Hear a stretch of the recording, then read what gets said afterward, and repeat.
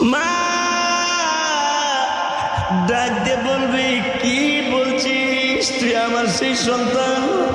মা জিজ্ঞাসা করবে, তুই আমার কেমনে চিনলি?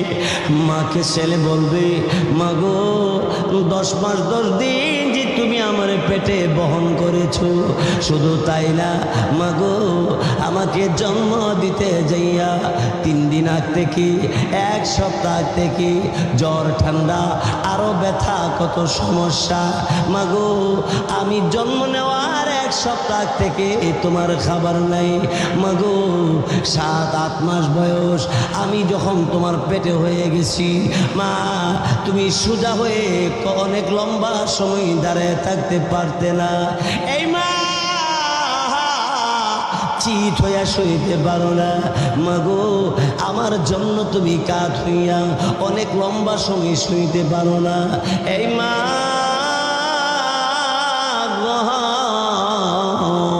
আমার জন্য এত কষ্ট, শুধু তাই নয় আমাকে জন্ম দিতে যাইয়া তোমার শরীরের তাজা তাজা লাল রক্ত জমিন লাল হয়ে গেল। মাগো তুমি জমিনে বেহুশ হয়ে পড়ে গেলে, অন্য অন্য মহিলারা তোমাকে ধরে ধরে বসায়া দেওয়ার পরে এই মা মাগো তোমাকে বসায়া দেওয়ার পরে তুমি বসতে পারো না, অন্য মহিলারা ধাক্কা দিয়া তোমার বসায়া রাখছে। এই মা এইবার তোমার সমস্ত শরীরে ব্যথা, কোমরে তো ব্যথা, রক্ত শরীর থেকে রক্ত বের হইতে আছে। এই মা মাগো এত কষ্ট যে তুমি আমার জন্য করেছিলে গো মা, আজকে হাসর ময়দানে কেউ কাউকে স্বীকার করবে না গো মা জননী। এই করিগর অত্র এলাকার ধর্ম মুসলমান পুরুষ আর নারীরা ভালো করে শোনেন, হাসর ময়দানে একজন আরেকজনের বোঝা বহন করবে না। আল্লাহ কোরআনে বলেছে একজনের গুনার বস্তা আরেকজন বহন করবে না, একজনের গুনার ওজন আরেকজন বহন করবে না।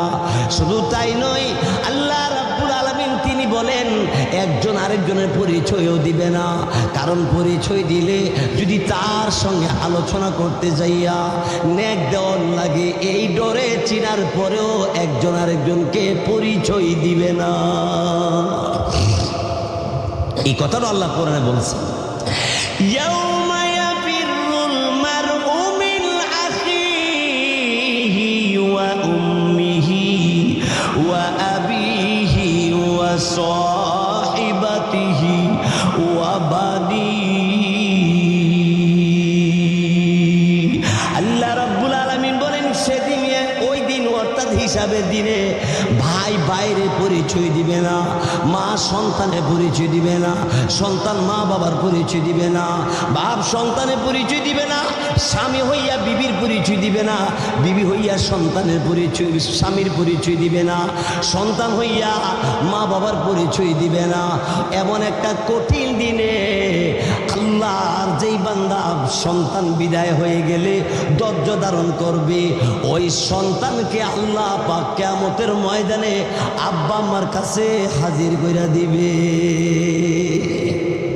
ছোট্ট বাচ্চা পৃথিবীতে বিদায় হয়ে গেলে ধৈর্য ধারণ করা, 2 রাকাত নামাজ পড়ে আল্লাহর কাছে শুকরিয়া আদায় করা, হে আল্লাহ আমাকে তুমি সন্তান দিয়েছিলা, আবার নিয়ে গেলা, আমার জন্য তোমার পক্ষ থেকে ধৈর্য ধারণ করার তৌফিক দান করো এবং আমার এই সন্তানকে ওসিলা করে কিয়ামতের ময়দানে মাফ করার ব্যবস্থা করো। এই দোয়া করা। তারপরে বলতেছিলাম আল্লাহর নবী রাহমাতুল লিল আলামিন হযরতে রহমতের নবী বলেন, বিবিরে কাইদো না। বিবি ডাক দে বলে, ওগো আল্লাহর নবী আমি তো কান্দি না, কান্না সামলাইতে পারি না। দিনের নবী রাহমাতুল লিল আলামিন ঘরের ভিতরে প্রবেশ করলেন। ঘরের ভিতরে প্রবেশ করার পরে নবী বললেন, বিবি রে চাদর দিয়ে আমার ছেলেকে ঢাইকা রাখছো, আমার ছেলের চেহারা থেকে কাপড়টা সরাও, আমি এক নজর দেখব।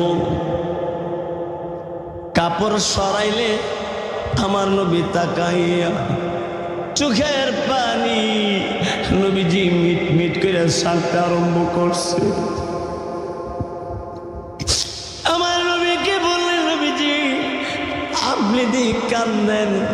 নবী ডাক দে বলে, আমার কলেজা টুকরা, আমার আদরের সন্তান বিদায় হয়ে গেল।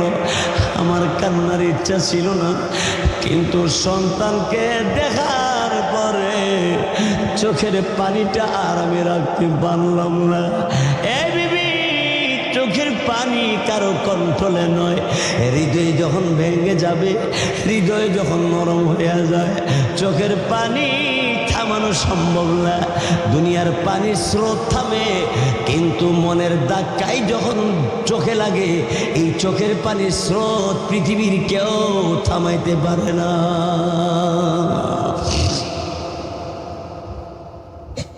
এই জন্যে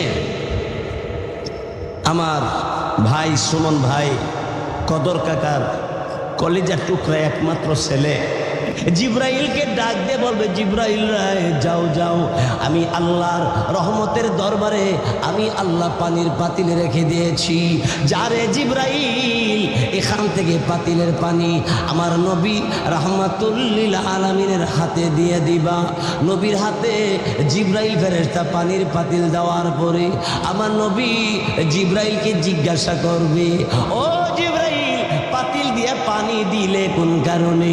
জিব্রাইল আলাইহিস সালাম বলবে, ওগো আল্লাহর নবী, পাতিলের পানিটা জাহান্নামের ভিতরে ছেড়ে দেওয়ার জন্য আল্লাহ রাব্বুল আলামিন আমার কাছে দিয়েছে।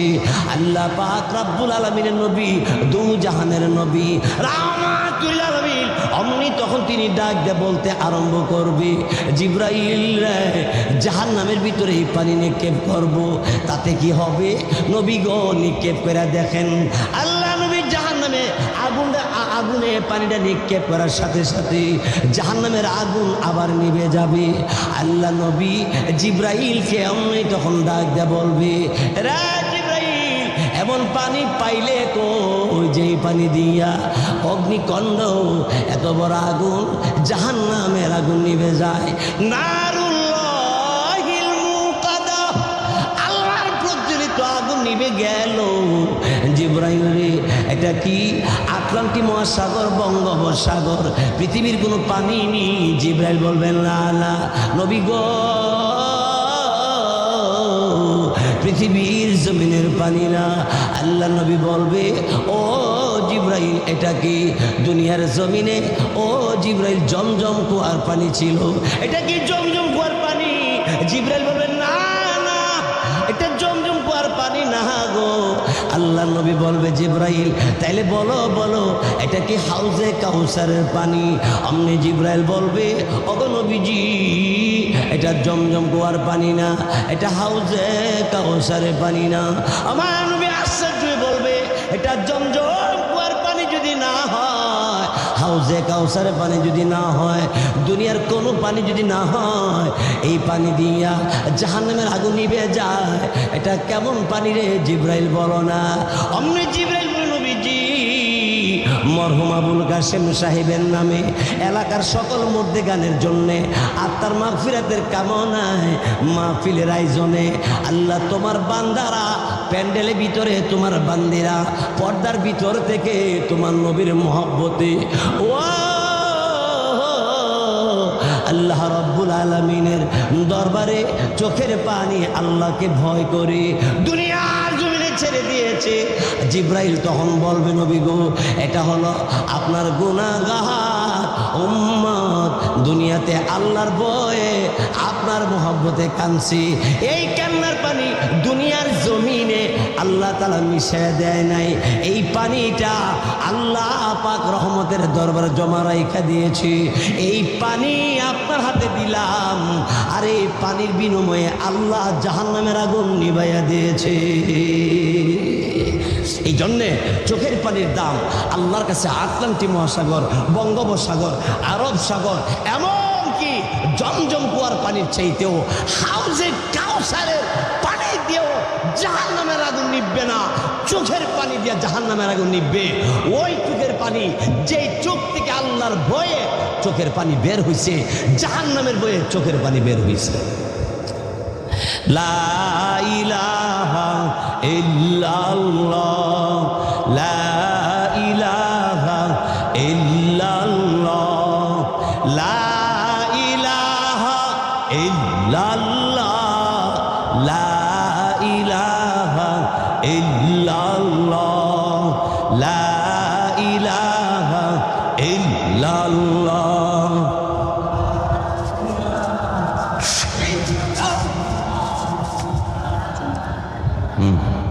ইল্লাল্লাহ, লা ইলাহা ইল্লাল্লাহ, লা ইলাহা ইল্লাল্লাহ, মুহাম্মাদুর রাসূলুল্লাহ। সবাই বলি সাল্লাল্লাহু আলাইহি ওয়াসাল্লাম। তো আমি কোরআন শরীফে যে আয়াত পড়ছিলাম, এই আয়াতের সারমর্ম দাঁড়াইল, নবীর পদ্ধতিতে জীবন যারা পরিচালনা করবে আল্লাহ তাআলার জিম্মাতে তারা জান্নাতে দিয়ে দিবে। তার মানে যার প্রতি নবীজি রাজি, আল্লাহ তার প্রতি রাজি।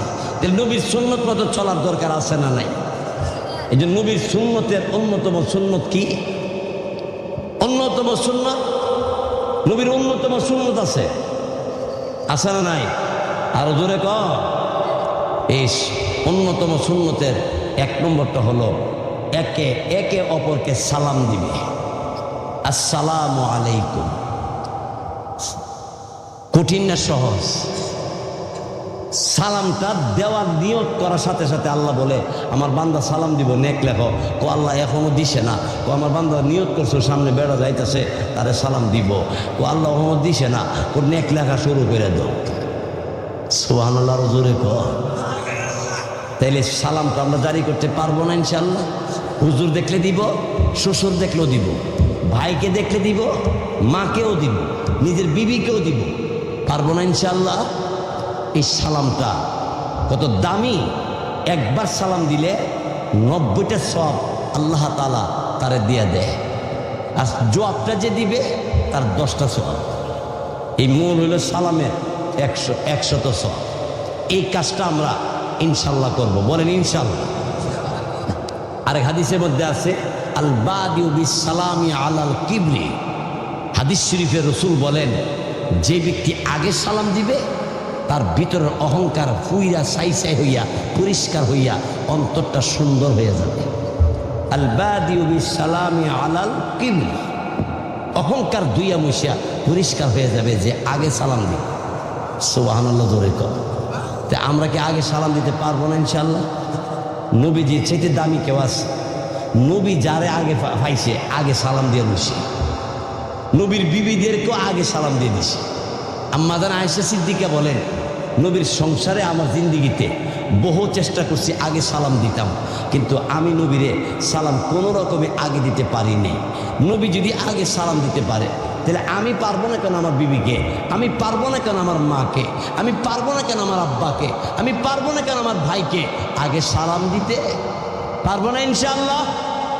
এই সালামের দ্বারা অহংকার দূর হবে, সালামের দ্বারা যত বদ আমল আছে তা দূর হবে, অশান্তি দূর হইয়া শান্তি নাজিল হতে থাকবে। এই জন্যে আল্লাহ তাআলা আমাদের সকলকে এই সুন্নতগুলি নবীর প্রতিটা আমল করা, যেমন খাবার খাইতে গেলে একটা দস্তরখান বিছায়া খাবার খাওয়া, এটা নবীজির সুন্নত। বাথরুমে ঢুকতে গেলে নবীর সুন্নত আছে, বাম পাতা ঢুকবে আল্লাহুম্মা ইন্নী আউযু বিকা মিনাল খুবুসি ওয়াল খাবাইস, দোয়াটা পয়রা ঢুকবে, এটা নবীর সুন্নত। বের হওয়ার সময় দোয়া আছে, ডান পাতা বের হবে, বাম পা পরে দিবে, ঠিক কিনা জোরে কর। ঠিক বাথরুমের কথা যেমন আছে, মসজিদের কথা আছে।